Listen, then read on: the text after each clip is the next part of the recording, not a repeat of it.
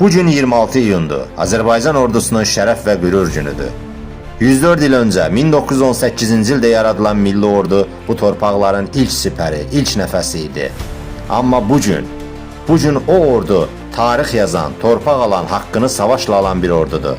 Və 2020-ci ildə 44 gün ərzində bir xalq birləşdi, bir ordu qürurla ayağa qalxdı. Şuşa alınanda sanki xalq da göylərə qalxdı. Əskərlərimiz süngü ilə yazdı tariximizi.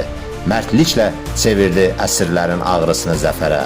Bugün Azərbaycan ordusu təkcə Qarabağda yox, bütün dünyaya biz varıq və güclüyük mesajını verir.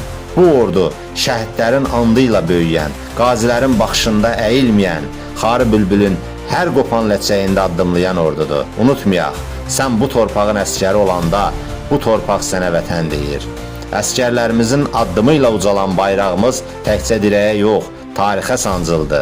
Və bugün 26 iyun biz təkcə ordumuzu yox, öz gücümüzü, öz iradəmizi bayram edirik. Yaşasın Azərbaycan ordusu, yaşasın Azərbaycan, Qarabağ Azərbaycandır.